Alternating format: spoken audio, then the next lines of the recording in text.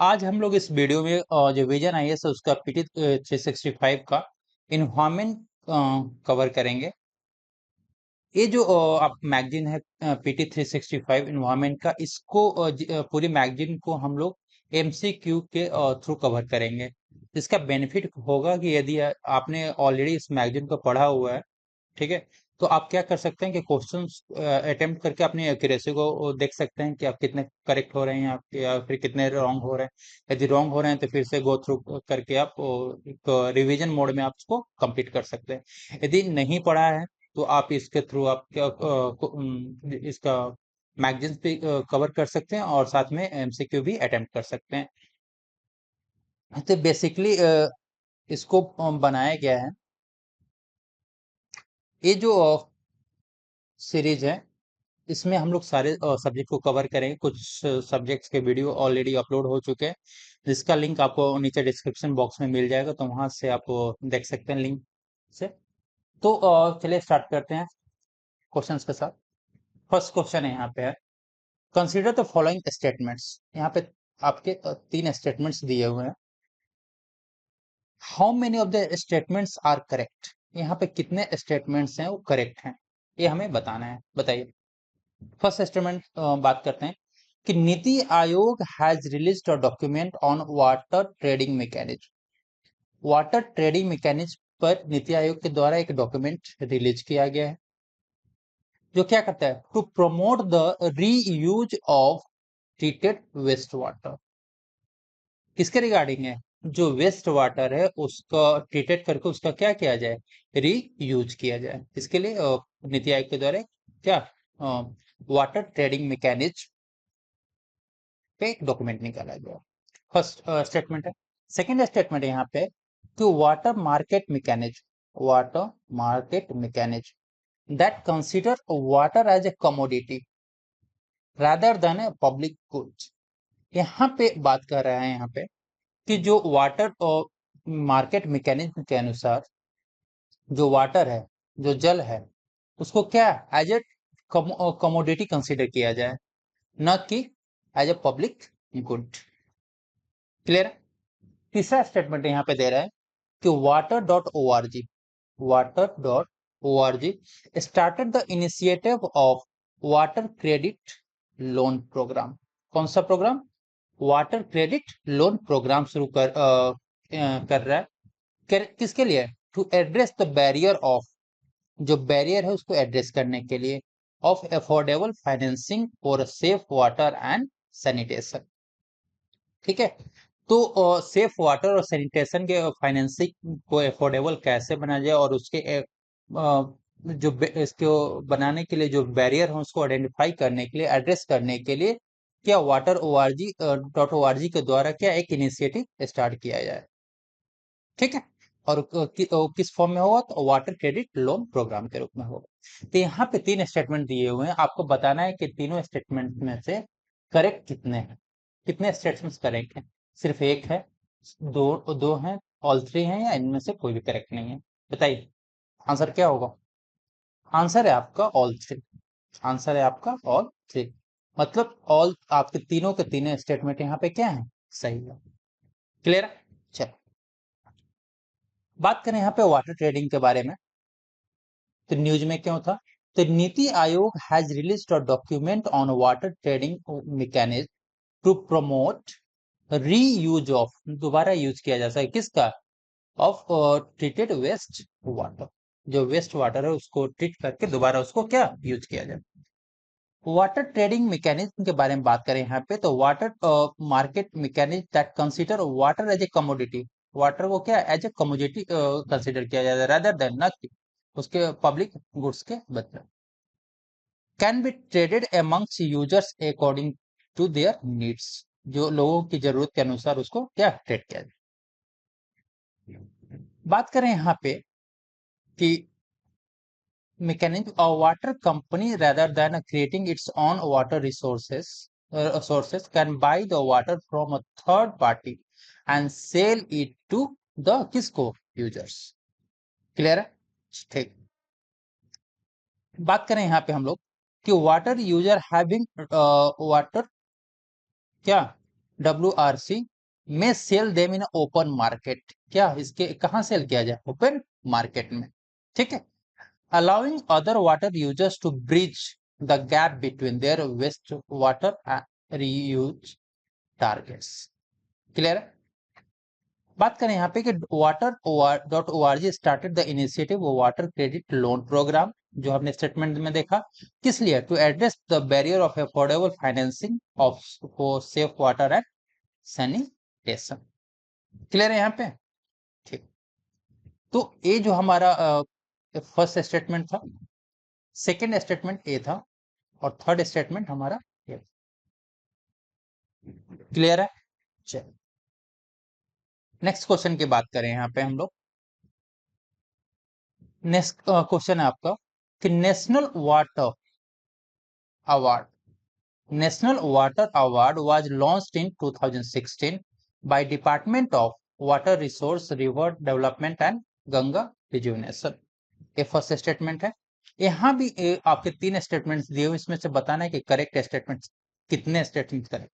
ये जो क्वेश्चन है 2023 में यूपीएससी ने जिस पैटर्न पे क्वेश्चंस पूछा है, उसी पैटर्न पे इन क्वेश्चंस को बनाया गया है, जो 2024 में यूपीएससी एग्जाम के लिए बहुत ही ज्यादा ये आपको बेनिफिट देंगे क्वेश्चंस। ठीक है, बताइए। सेकेंड स्टेटमेंट यहाँ पे बात करें कि chemical oxygen demand COD is an amount of dissolve oxygen. क्या है? तो डिजोल्व ऑक्सीजन का अमाउंट है that require to break down the organic material via oxidation in water. Water में ऑक्सीडेशन मतलब वाटर का ऑक्सीडेशन करके अपना ऑर्गेनिक मटेरियल को क्या ब्रेक डाउन करता है। तीसरा है यहाँ पे according to central water commission के अनुसार 2023 में था, तो वाटर लेवल रिजर्वायर ऑफ मतलब साउदर्न स्टेट्स, जो दक्षिण भारतीय राज्य हैं, साउदर्न स्टेट्स है, वहां पे जो वाटर का लेवल है वो क्या है? बढ़ा है, हाई बढ़ा है। बताना है, बताइए इसमें से आपके कितने स्टेटमेंट्स करेक्ट है? एक सही है, दो सही है, या तीनों सही है, इसमें से कोई भी सही नहीं है। बताइए आंसर क्या होगा? आंसर है आपका इसमें कि दो आपके क्या है? दो रॉन्ग है और एक सही है। दो रॉन्ग कौन कौन से हैं? तो फर्स्ट और थर्ड ये रॉन्ग है। क्यों रॉन्ग है अभी देखते हैं। और सेकंड आपका क्या है? करेक्ट। ठीक है, रॉन्ग कहां पे है कि नेशनल वाटर अवार्ड की बात करें तो यहाँ पे 2016 में लॉन्च नहीं हुआ था। ठीक है, सेकेंड बात करें यहाँ पे कि जो थर्ड स्टेटमेंट है यहाँ पे सेंट्रल वाटर कमीशन के द्वारा जो 2023 में आया, तो उसमें जो वाटर लेवल की बात किया गया है वो साउदर्न स्टेट्स में हाई नहीं है। ठीक है, क्या है? हाई नहीं है, यहाँ पे लोअर। चलिए देखते हैं कंटेंट क्या है हमारा। बात करें यहाँ पे national award, national water award. ठीक है, तो यहाँ पे बात करें फर्स्ट जो हमारा फर्स्ट स्टेटमेंट था यहाँ पे कि national water award launched in 2018 not 16। Clear है?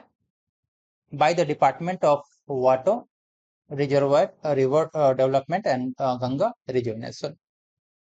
ये क्लियर है? चलिए नेशनल वाटर अवार्ड के बारे में यदि बात करें तो प्रेसिडेंट ऑफ इंडिया के द्वारा फोर्थ नेशनल वाटर अवार्ड 2022 किया गया था। इसमें विनर कौन रहा? बेस्ट स्टेट की बात करें तो मध्य प्रदेश क्या रहा? बेस्ट स्टेट रहा। ठीक है, और डिस्ट्रिक्ट की बात करें तो उड़ीसा डिस्ट्रिक्ट है गंजम, वो क्या है? बेस्ट डिस्ट्रिक्ट रहा। क्लियर है? बात करें यहाँ पे सेकेंड हमारा क्वेश्चन था, क्या क्वेश्चन था? ये था हमारा सीओडी। सीओडी क्या है बताइए? सीओडी है हमारा केमिकल ऑक्सीजन डिमांड। सीओडी क्या है? Chemical oxygen demand. ठीक है, और बीओडी क्या है? Biological oxygen demand. यहां से भी क्वेश्चंस पूछा जाता है। तो सेकेंड स्टेटमेंट हमारा था यहाँ पे कि सीओडी क्या है? अमाउंट ऑफ डिजोल्व क्या oxygen required to break down the organic material, जो ऑर्गेनिक मटेरियल है उसको क्या ब्रेक डाउन करता है वाया ऑक्सीडेशन इन वाटर। ठीक है, बात करें यहाँ पे कि सीओडी बीओडी के बारे में देख लेते हैं कि बीओडी क्या होता है। The amount of dissolve oxygen, ठीक है, नीडेड बाय किसके द्वारा, बाय एरोबिक ऑर्गेनिज्म। किस लिए उसको इन ऑक्सीजन की जरूरत होती है? टू ब्रेक डाउन, तोड़ने के लिए, टू ब्रेक डाउन, तो तोड़ने के लिए, किसको तोड़ने के लिए? ऑर्गेनिक मैटर को। किसको ब्रेक डाउन करने के लिए? ऑर्गेनिक मैटर्स को ब्रेक डाउन करने के लिए, जो कहाँ प्रेजेंट रहता है? Present in water. क्लियर है? हायर बीओडी का मतलब क्या होता है?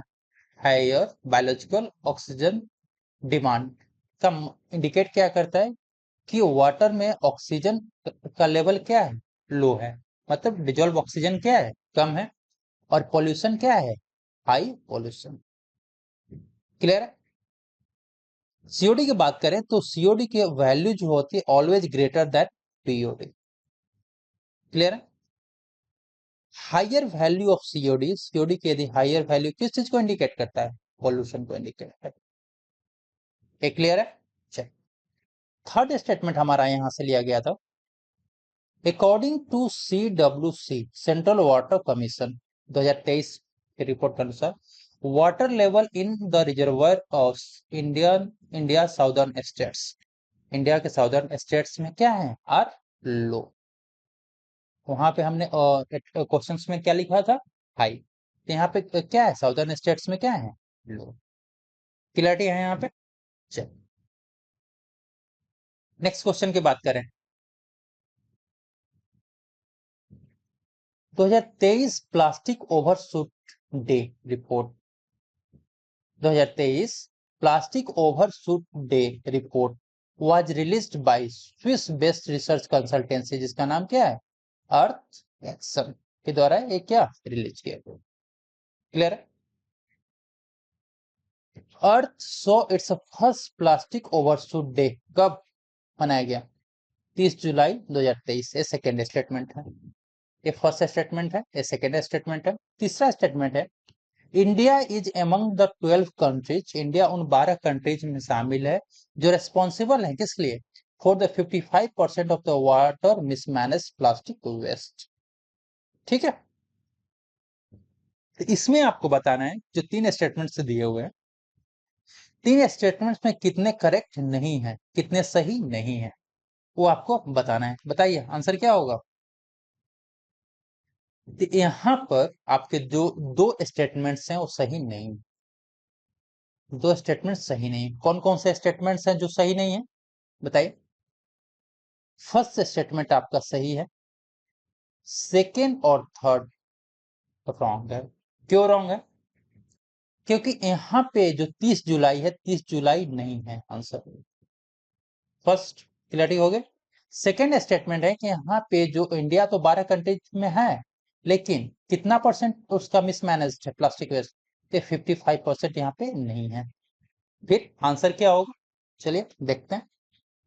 ठीक, फर्स्ट स्टेटमेंट हमने यहां से लिया था। क्लियर है? न्यूज में क्यों रहा है कि 2023 का plastic overshoot day report was released bye Swiss based research consultancy, उसका नाम क्या? अर्थ एक्शन EA। ये फर्स्ट स्टेटमेंट था जो क्या था? करेक्ट था। क्लियर है? ठीक, सेकेंड स्टेटमेंट की बात करें, हमने यहां से लिया था। सेकेंड स्टेटमेंट था हमारा कि वहां पे हमने ऑप्शन में 30 जुलाई दिया था, जबकि 30 जुलाई नहीं होकर के क्या है यहाँ पे आंसर? 28 जुलाई। 28 जुलाई को Earth saw its first plastic overshoot day. Clarity है यहाँ पे?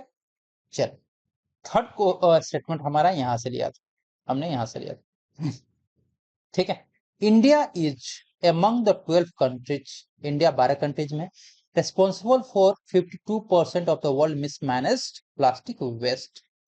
ऑप्शन में क्या था? 55% था, लेकिन आंसर क्या होगा इसका? 52%। क्लियर है? बात करें यहाँ पे कि plastic overshoot day, it refers the day when the amount of plastic waste surpasses the capability of the waste management system to effectively manage। ठीक है? क्लियर है यहाँ पे? चल, नेक्स्ट क्वेश्चन देखते हैं। नेक्स्ट क्वेश्चन है हमारा, तीन यहाँ पे आपके स्टेटमेंट्स यहाँ पे दिए हुए हैं, आपको बताना है कि कौन कौन से स्टेटमेंट्स यहाँ पे करेक्ट। ठीक है, करेक्ट आपको बताना। फर्स्ट स्टेटमेंट है, a report title sand and dust storm, DSDS, sand and dust storm, a guide to mitigation, adaptation, policy and risk management measures in agriculture was released by UNDP। तो ये जो आप report देख रहे हो, sand and dust storm, ये किसके द्वारा रिलीज किया गया है? UNDP के द्वारा रिलीज किया गया है। ये फर्स्ट स्टेटमेंट है। सेकेंड स्टेटमेंट आपके सामने यहाँ पे, सेकेंड देखिए, बात करें तो 65% of the global dust comes from natural resources, जो 65% ग्लोबल डस्ट का नेचुरल रिसोर्सेस से आता है, सोर्सेस से, और 35% जो है आपको एंथ्रोपोजेनिक रिसोर्स सोर्सेस, मतलब ह्यूमन के द्वारा उत्सर्जन किया जाता है। एंथ्रोपोजेनिक मतलब ह्यूमन द्वारा। क्लियर है? तीसरा स्टेटमेंट है आपके सामने, कि deposition of dust on glacier, जो ग्लेशियर है वहां पे डस्ट के डिपोजिशन के कारण इंड्यूस वार्मिंग इफेक्ट, उसका वार्मिंग इफेक्ट क्या हो जाता है? इंड्यूस हो जाता है, और उसमें क्या होता है कि जो आइस का मेल्टिंग है वो क्या हो जाता है? बढ़ जाता है। क्लियर है? तो ये तीन आपके स्टेटमेंट्स यहाँ पे दिए हुए, आपको बताना है कि करेक्ट कितने हैं। तो करेक्ट सिर्फ एक ही स्टेटमेंट, करेक्ट क्या है? सिर्फ एक स्टेटमेंट है। कौन सा स्टेटमेंट करेक्ट है? तो सिर्फ ये थर्ड वाला आपका करेक्ट, बाकी फर्स्ट और सेकंड दोनों रॉन्ग है। दोनों रॉन्ग क्यों है? क्योंकि यहाँ पे UNDP आपका आंसर नहीं होगा। ठीक है, और यहाँ पे 65 और 35 आंसर नहीं होगा। क्लियर है?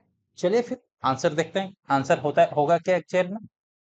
चल, बात करें यहाँ पर, ये फर्स्ट स्टेटमेंट आपका यहाँ से लिया हुआ, अ report title sand and dust storm, a report titled Sand and Dust Storm, a guide to mitigate adaptation policy and risk management measures in agriculture was released by a FAO, not UNDP।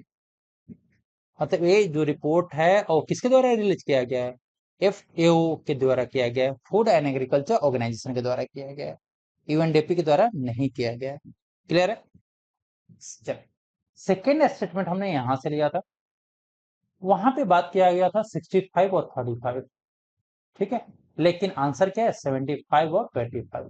75% जो global dust comes कहाँ से आता है? Natural sources से आता है, और 25% कहाँ से आता है? एंथ्रोपोजेनिक सोर्सेज से आता है। क्लियर?